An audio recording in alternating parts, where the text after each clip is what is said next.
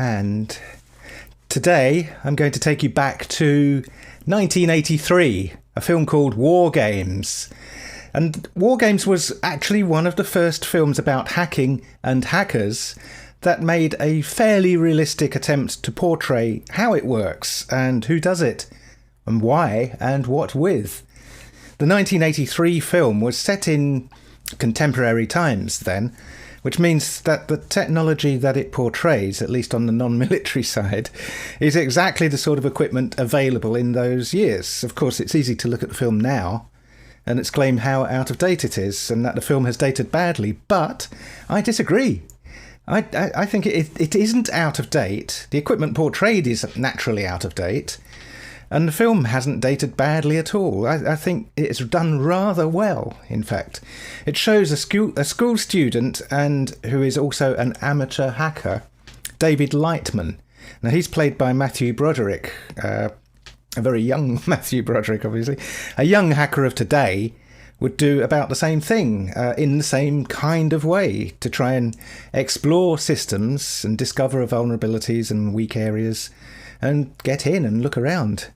And this is true now as it was then. Obviously, it's more difficult now. But the process is the same.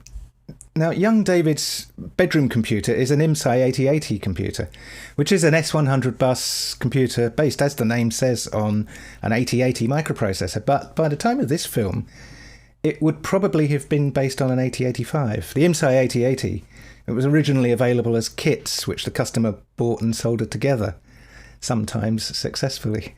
IMSI themselves, the company, went bankrupt in late 1979. Now, the film itself started to be developed in 1979.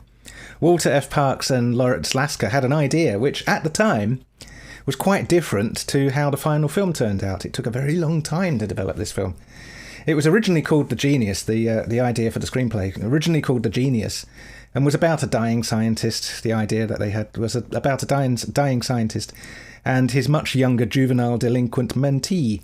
But at that time, it didn't involve computers or hacking yet. Nothing like that in the story.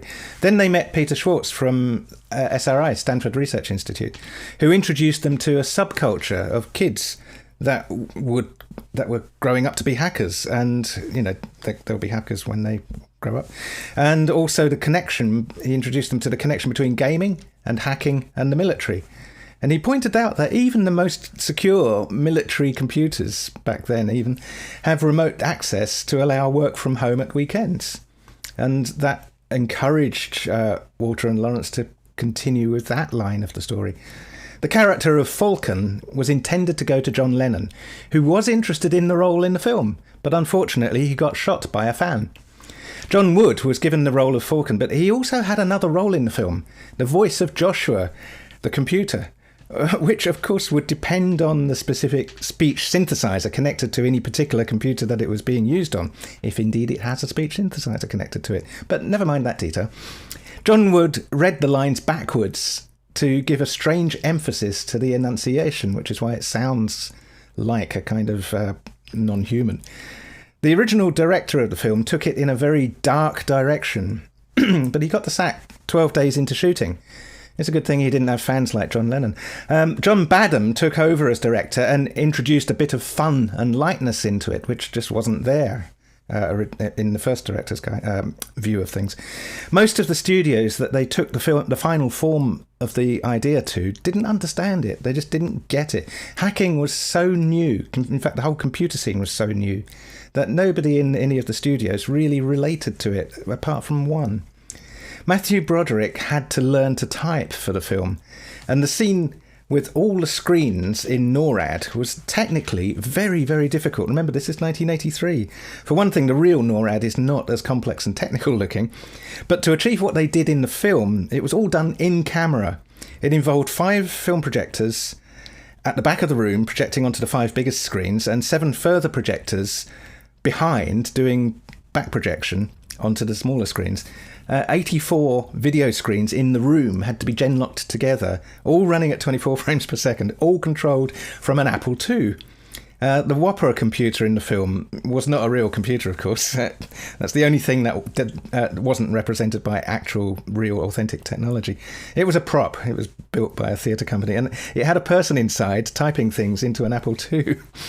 The film influenced then-President Ronald Reagan enough for him to discuss it with some top staff over 18 months to form the first presidential directive on computer security. It really made an impact on him. The idea of repeatedly dialing numbers to see if there's a modem on the other end wasn't originally known as war dialing, but after the film it was. Nowadays, the equivalent is war driving, where hackers might slowly drive down a street to find unsecured Wi-Fi. There's not very much of that, and if there is, there shouldn't be. War Games, 1983. Have a very good day, everyone. Thank you very much. Goodbye.